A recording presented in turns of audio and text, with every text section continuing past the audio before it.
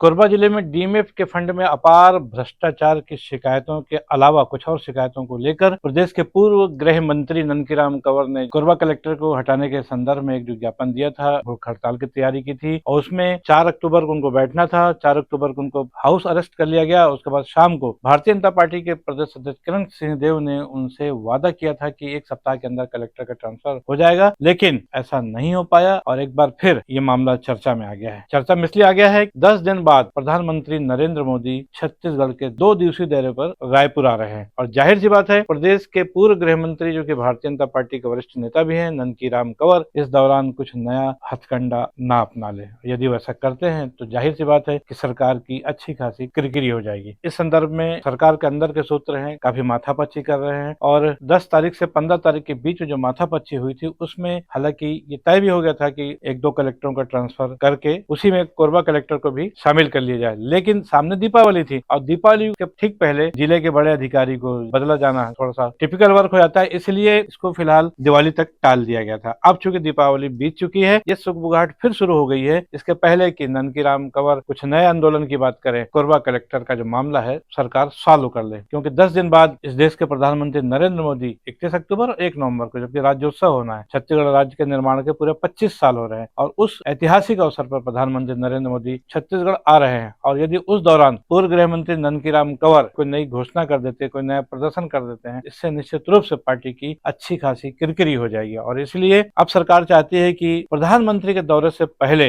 1 या 2 जिलों का ही कलेक्टरों का आदेश निकाल करके इस मामले को शांत कर दिया जाए। मतलब ये पनिशमेंट नहीं हो, साथ में अगर 2-3 कलेक्टरों का तबादला कर देते हैं तो एक रूटीन तबादला टाइप का लगेगा और इससे क्या है, मामला भी शांत हो सकता है। यदि 2-3 कलेक्टरों के तबादले की बात नहीं बनती है तो फिर भले ही सिंगल कलेक्टर का तबादला जो कोरबा कलेक्टर अजीत बंसल उनका कर दिया जाए। इस पे बहुत माथापच्ची जो है तमाम सरकार के आला अफसर कर रहे हैं, खासतौर पर विष्णुदेव साय जो कि प्रदेश के मुखिया हैं, अपने चीफ सेक्रेटरी तथा अन्य लोगों से विचार विमर्श कर प्रधानमंत्री नरेंद्र मोदी के दौरे से पहले इस विवाद को शांत कर लेना चाहते हैं। देखते हैं उनकी ये कोशिश कितना रंग लाती है।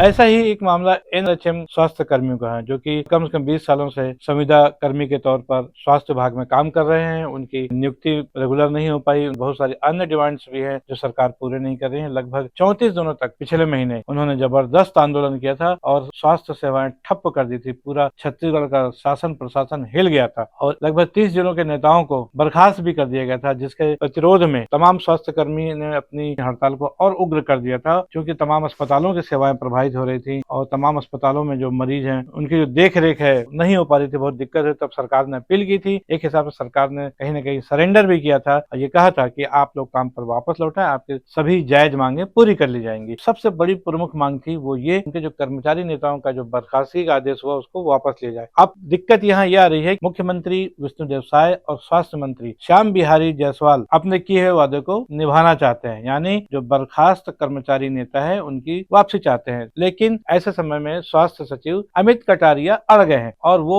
किसी भी हाल में बर्खास्त स्वास्थ्य कर्मी नेताओं को वापस लेने के मूड में नजर नहीं आ रहे, साफ मना कर दिया है। मतलब बहुत दिक्कत की बात ये हो गई, स्वास्थ्य मंत्री अपने स्वास्थ्य सचिव को नहीं बना पाए। इसकी वजह से मामला एक बार फिर टल गया है, क्योंकि 34 दिनों तक जिस तरह का आंदोलन एनएचएम कर्मचारियों का चला था, जिससे सरकार हिली थी, अगर ये दोबारा आंदोलन के रास्ते पर उतर आए तो निश्चित रूप से सरकार की फजीहत हो जाएगी। इसलिए प्रदेश की सरकार ये चाहती है कि राज्योत्सव से पहले इस मामले का भी समाधान निकाल लिया जाए और इसके लिए बहुत जरूरी है स्वास्थ्य सचिव अमित कटारिया को तैयार करना। उस कोशिश में पूरी मशीनरी लगी हुई है, खासतौर पर स्वास्थ्य मंत्री और मुख्यमंत्री विष्णुदेव साय किसी भी तरीके से स्वास्थ्य सचिव को तैयार करके उन्होंने जो वादा किया था मुख्यमंत्री और स्वास्थ्य मंत्री ने, वो पूरा किया जा सके। देखना है कि क्या स्वास्थ्य सचिव अमित कटारिया अपनी जिद को छोड़ करके एनएचएम कर्मचारियों के नेताओं की जो बहाली का रास्ता साफ कर पाएंगे, या फिर एनएचएम के तमाम लोग जिन्होंने 34 दिनों तक ऐतिहासिक आंदोलन किया था, छत्तीसगढ़ राज्य के बनने के बाद से पहली बार हुआ और जबरदस्त हुआ है, जिससे सरकार अंदर तक हिल गई थी। एक बार फिर ये चर्चा है कि अगर प्रधानमंत्री के दौरे से पहले उनकी मांगे नहीं मांगेगी, पिछले महीने जब स्वास्थ्य